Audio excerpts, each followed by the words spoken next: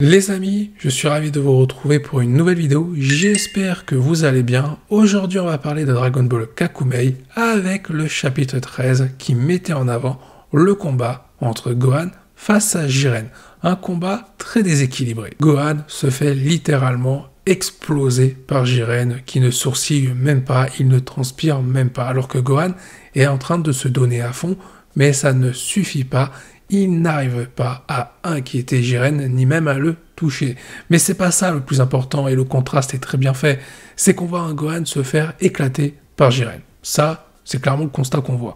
Mais malgré tout, Gohan en ressort grandi de ce combat grâce au personnage de Jiren en lien avec son passé et ce qu'il a vécu lorsque tout simplement Jiren s'est retrouvé tout seul et qu'il ne lui restait que son maître. Donc c'était avant qu'il perde son maître. Ça on le savait dans Dragon Ball Super. Et ce qui est bien avec ce chapitre, c'est qu'on est dans la cohérence totale et dans le côté linéaire du développement de Gohan par rapport à ce qui a été fait dans les chapitres précédents. Et là, on va comparer ce qui a été fait dans Dragon Ball Kakumei avec Dragon Ball Super concernant le traitement de Gohan. Dans Dragon Ball Super, il est clair et net que le développement de Gohan, c'est une véritable déception. Pourtant, on sent qu'à plusieurs reprises, il y a eu une intention de faire revenir Gohan.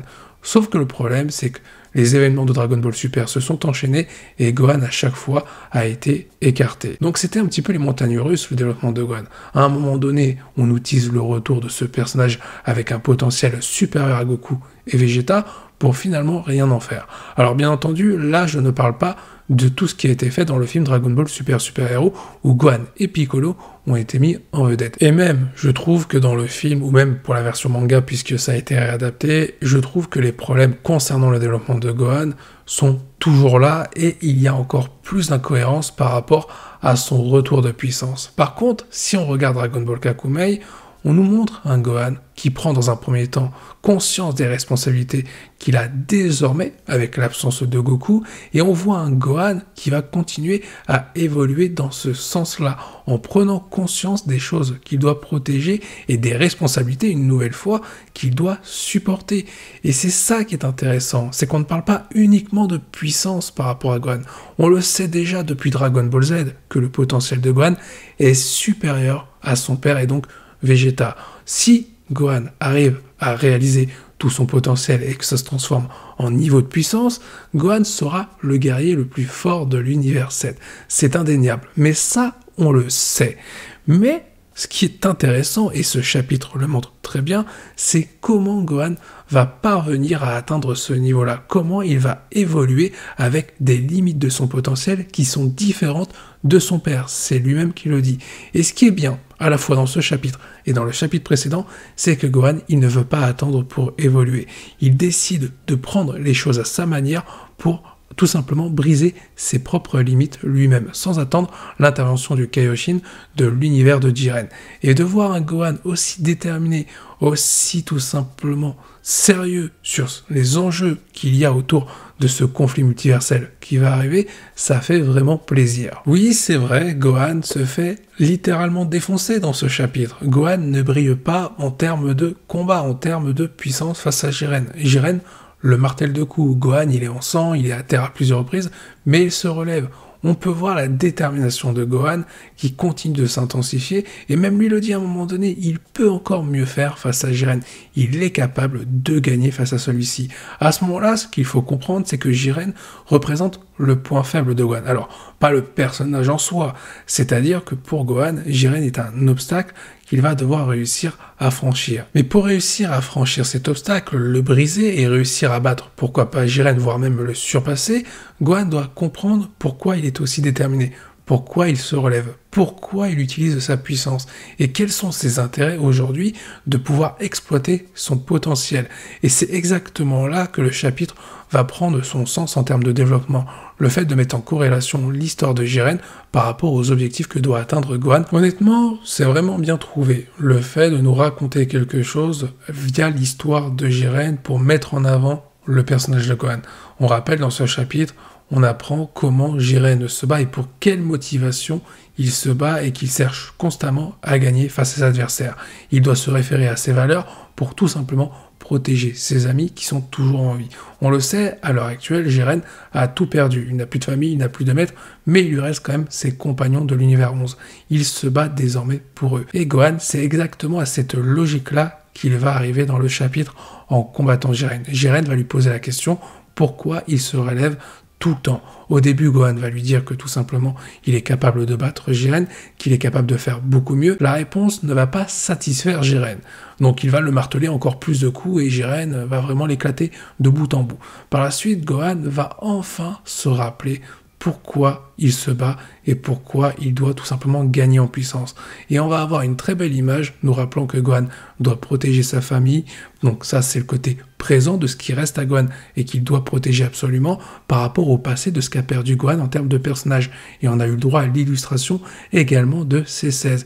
Et c'est ça qui est bien, c'est que Gohan, il doit comprendre que par rapport aux personnes qu'il a perdues, qu'il n'a pas pu protéger à l'époque, qui lui ont servi pour évoluer, il doit être capable désormais d'être assez fort et de constamment évoluer pour cette fois-ci protéger les personnes qui sont encore en vie s'il ne veut pas les voir mourir. Et ça, c'était vraiment bien expliqué dans ce chapitre pour mettre en avant Gohan. Certes, il se fait défoncer, mais on a une très belle mise en avant en termes de développement pour le personnage. Forcément, il fallait que ça arrive, la détermination de Gohan va finir par payer. En prenant conscience des responsabilités qu'il a désormais, ça je l'ai déjà dit, mais en prenant conscience qu'il doit protéger sa famille et qu'il doit se donner à fond sans se retenir et laisser parler sa puissance, Gohan va réussir avec sa détermination également, il va réussir à toucher Jiren.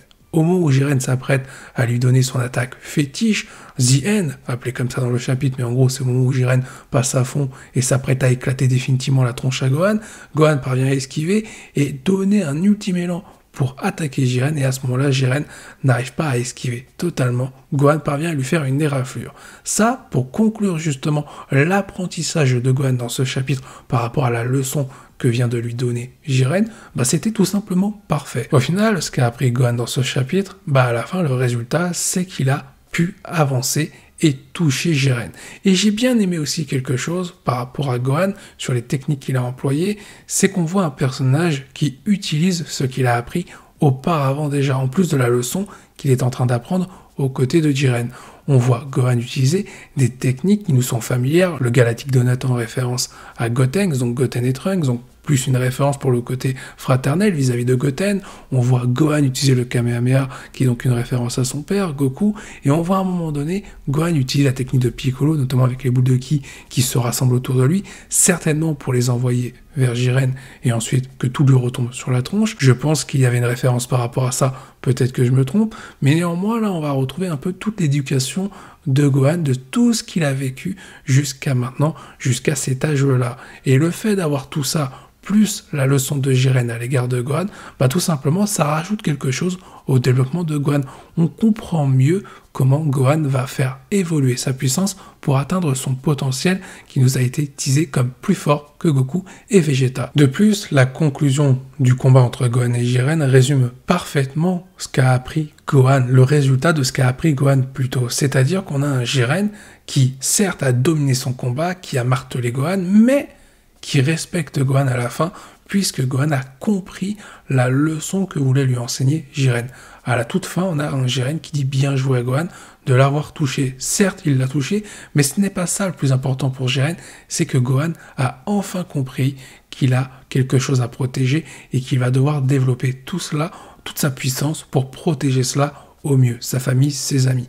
Et le fait de voir Jiren reconnaître la valeur de Gohan par rapport à ce qu'il a vécu lui dans son passé, ça aussi, c'était vraiment topissime. Donc j'ai vraiment hâte de voir à quoi va servir Gohan dans la suite de l'œuvre de Dragon Ball Kakumei. Et il n'aura pas seulement qu'une utilité au niveau de sa puissance, il va servir à plein d'autres trucs. Sur ce, il est temps de conclure cette review. Alors c'est vrai que le chapitre ne se termine pas exactement sur le combat entre Jiren et Gohan, puisque le chapitre se termine avec Amaron et ses acolytes en train de faire du grabuge dans l'univers 10, mais ça, on en parlera pour une prochaine review sur la chaîne. Donc sur ce, n'hésitez pas à vous tenir au courant, n'hésitez pas aussi à donner votre avis par rapport à ce que j'ai pu dire dans cette vidéo. Je vous dis à la prochaine, portez-vous bien, et n'oubliez pas que la volonté du KT saute avec vous.